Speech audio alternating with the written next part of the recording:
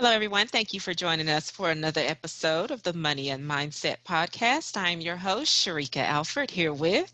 Anntricia Bray Smith. Today, we're going to talk about things to consider when buying a home. Looking over the various platforms, there are different opinions as to whether you should buy or you should rent. And, I kind of see.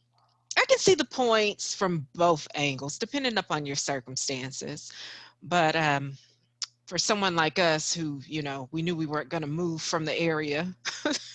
So it made more sense for us to buy. But we're going to just kind of discuss some things to look at and consider when you're going through that process. But before we jump into that part, Anntricia, I'm just curious, what's your thoughts about buying versus renting? Don't rent. Don't rent. No, I think home ownership is a wonderful thing. And I believe that most of us early on are so conditioned to renting because mama rented. Now I'm renting. And then when my baby grows up, she's renting. So there's no conversation about what home ownership looks like. Because believe it or not, the generation above me, which is my mom's generation, it was customary to use your child's name and their credit for your phone bill, your light bill, and things like that. So when we grow up, some of us, we grow up and our credit is already jacked up. And so we have no other option but to follow in that cycle of renting. And when I'm saying renting, it is the projects. Many people start out from generational cycles of living in the projects.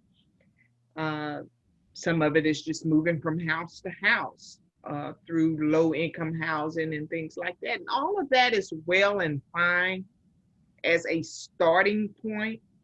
But once we're at a certain age or a certain level in our career, our mindsets need to start shifting and focus on home ownership, what that looks like, the fundamentals and the basics of what we need to be having in place while we're renting so that we're not spending a whole decade of our life renting, contributing to someone else's wealth rather than building up our own assets and wealth and teaching our children and getting our children in a place to where they're stable. So I'm not a fan of renting. I started out in the projects like so many. A young mother, 22, 23 years old, 24 years old, I guess with two kids at that time. Then establishing my career, once I got my career established, I did buy, I did purchase, but I didn't go out and buy the lavish home, which is what so many of us use as an excuse. I bought a mobile home that I could afford. I bought and paid for it. And regardless of what went on in my life, whether employment was up, whether employment was out, whether I was in school, my kids had a roof over their head. We were in a stable environment. And I didn't have to worry about somebody putting an eviction notice on my door to put me out. It was mine. So I know that if I had to come up with $200 or $300 for that month to make the mortgage payment on that, then I know once I went out to find what I can do to make that money or to borrow that money or whatever that looked like during that time, then I knew that what I was borrowing was invested back into us. It wasn't something that I was going and wasting and putting it in somebody else's hand. It was all for us. So that gave me a sense of security in a sense that this is our home. And regardless of what it looks like to anybody else from the outside, it was ours. And we made it what it is. And that's where we started. Yeah, yeah, that's good. She said don't rent.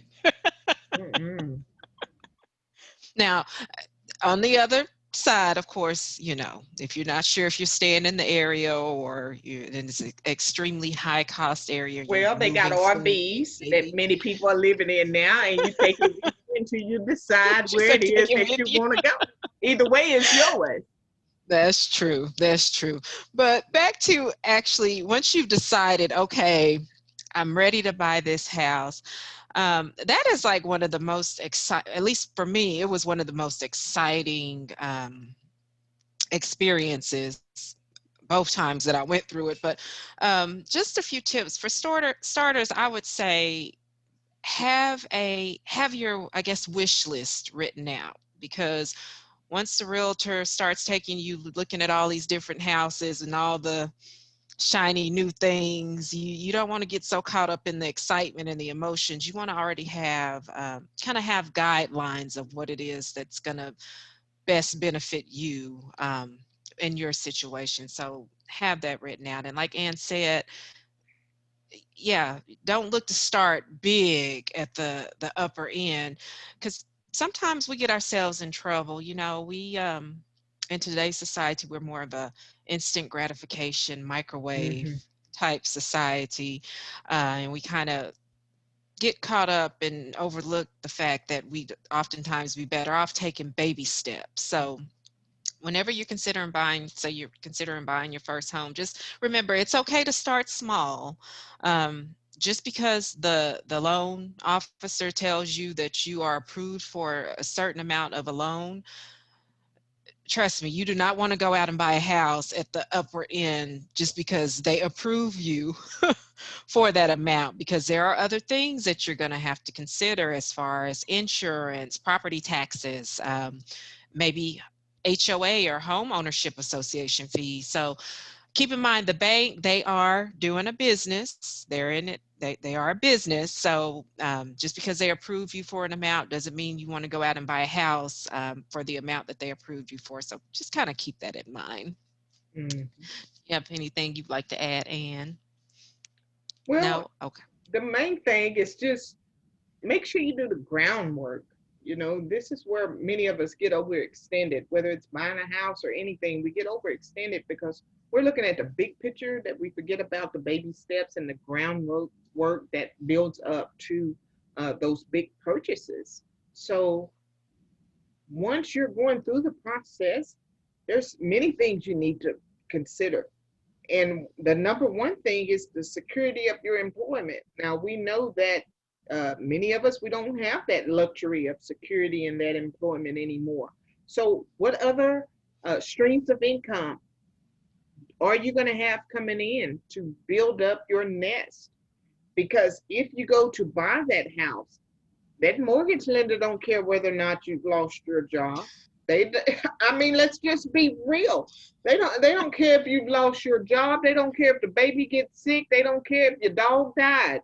They want their money at the end of the month when that payment is due, or the beginning, whenever. They want their money. So make sure you do the groundwork. Do you have multiple streams of income that are coming in and building up? Maybe it's not a whole lot, but for every little bit that you have additionally coming in that you can put away, and maybe invest some of it somewhere so that you have uh, wealth building on the back end, and you living off the rest. You have to do the groundwork before going out making such a purchase. And then Sheryka told you, she said, don't go out on the high end.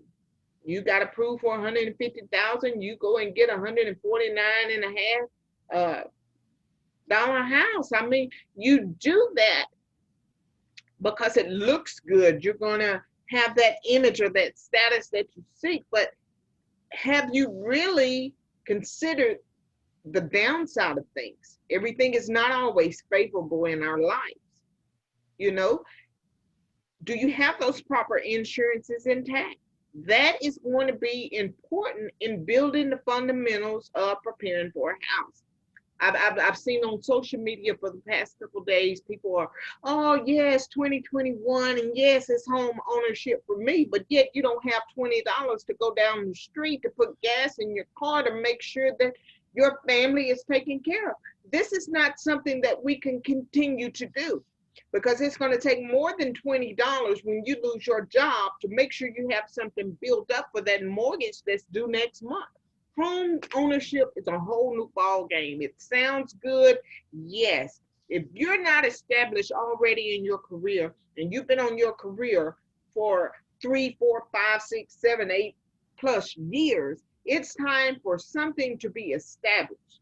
So if you've been renting for the past 6, 7, 8, 9 years, giving away 8, 9, 10, $1,100 a month, and that's left you bankrupt, that you don't have really anything to invest toward savings and things like that for a new house, then you're not quite ready. If your credit is not built up, you're not quite ready. If you're dependent on some kind of special program to help get you that $150,000 house that you want, you are not quite ready, because at the end of the day, there are going to be restrictions and regulations and fine print that you're not going to read while you're signing a paper, and they're gonna let you real good for 1 or 2 or 3 or 4 or 5 years, pay real good and build up their pocketbooks. And the moment something happens, because you didn't read the fine print, you're going to lose all that you've invested in a home that you thought that you were buying for you and your family. So there's foundational things that we have to be prepared for. Home ownership, it is good. I'm all for it, but I'm not all for you jumping into something blindsided. So I suggest that you find a nonprofit community program in your area that teaches you about home ownership before you dive in, especially if you don't have a clue what home ownership looks like.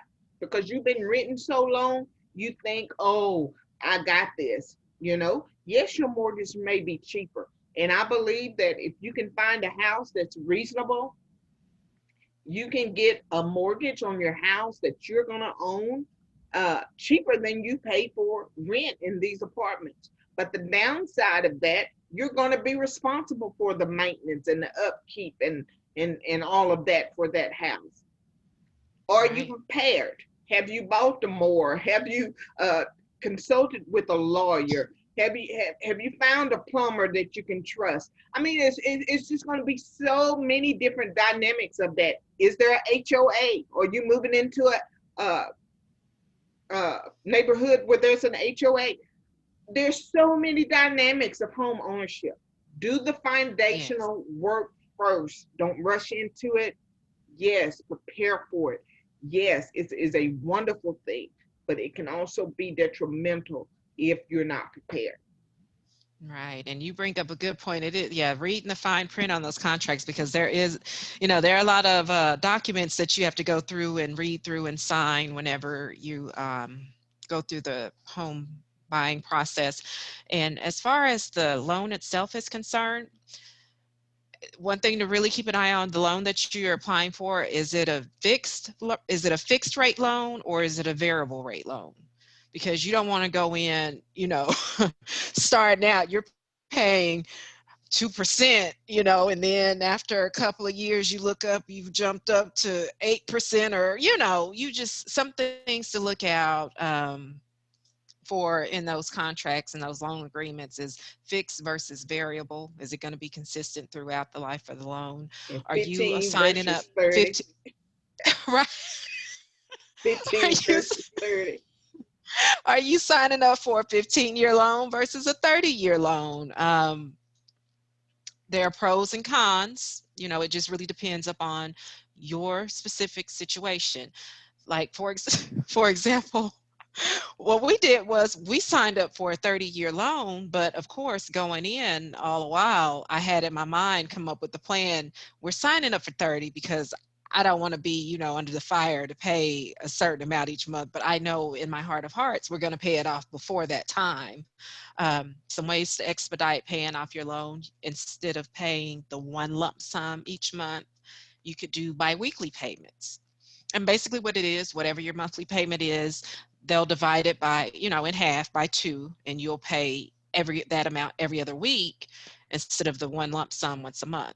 And what will happen is by the end of the year, you would have made 13 payments instead of the regular 12 payments, which in turn, you'll end up paying less interest in the end, and you can pay your home off quicker that way. Um, Also, another thing you can do is you can have them to add additional money towards each of your payment to go towards the principal.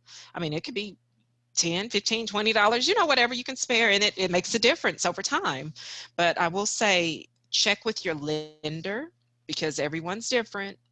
I know that my lender, there isn't any type of prepayment penalty, and they don't charge us for biweekly payments or anything like that. So those are just some things to think about and discuss with your lender to see if they have that available. I'll include in the show notes. Now, there are some, like if you're a first time buyer assistance programs that can assist as far as like the down payment is concerned. So I'll put in the show notes. It's for HUD and FHA. You can go in and take a look at that to see what they may offer in your state. And Anntricia mentioned earlier, when she was speaking about looking for programs, what she meant was like to consistently help you with your mortgage payment each month. That, if you go in needing consistent help, then yes, maybe wait a little while, build up some things before jumping into home ownership, because that is a very big step. But there are programs available for first-time home buyers that might be beneficial to you. Hey, Sheryka, I want us to do a show that um, tips before buying a home. I want us to, we need to come with that.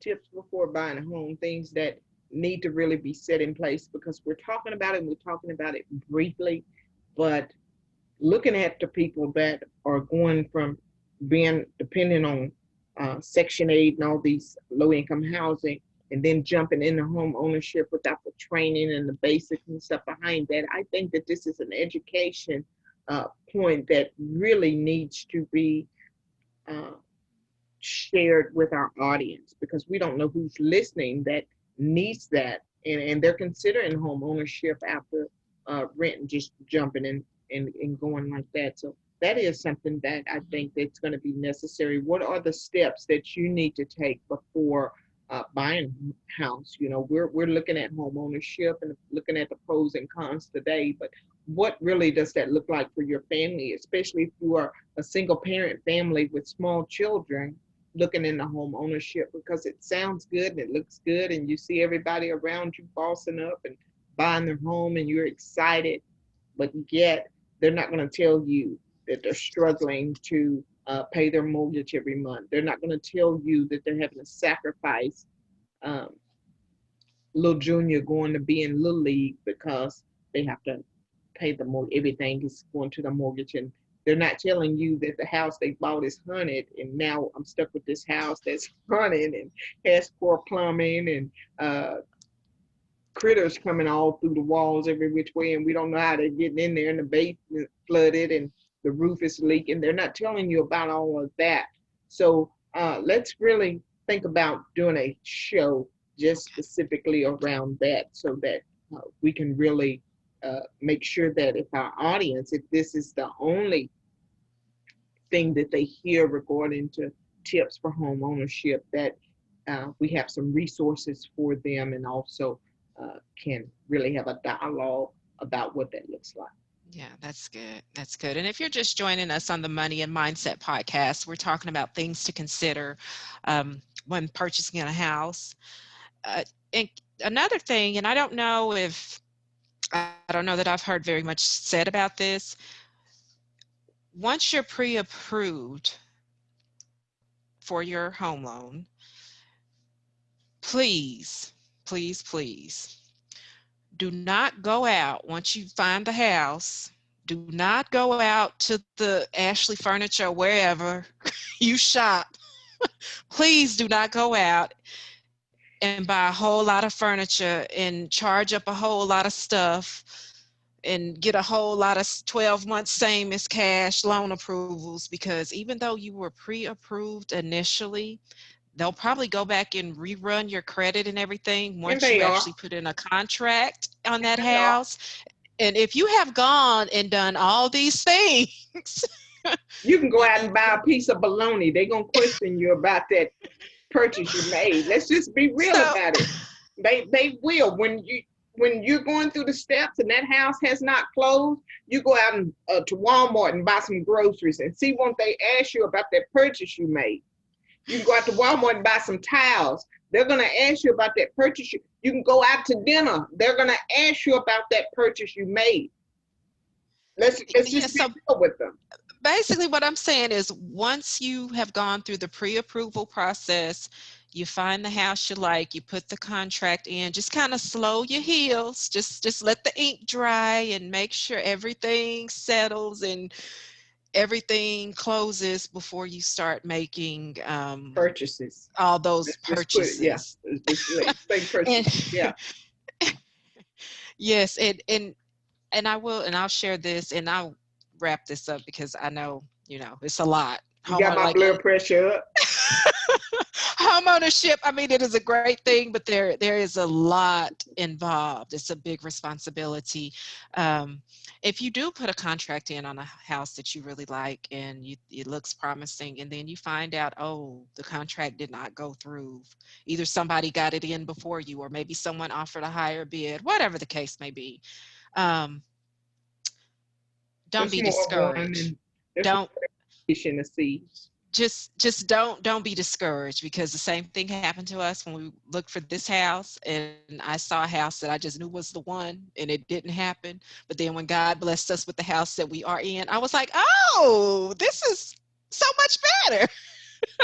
So, if by chance things don't go like you think they should, just keep looking, keep moving, and just know that what's meant for you shall be, and it is out there. We're going to wrap up this episode of the Money and Mindset podcast. And if you have any questions or comments about homeownership, do shoot us an email at moneyandmindsetpodcast@gmail.com. We would love to hear from you. Until next time, I am Anntricia Bray Smith. And I'm Sheryka Alford.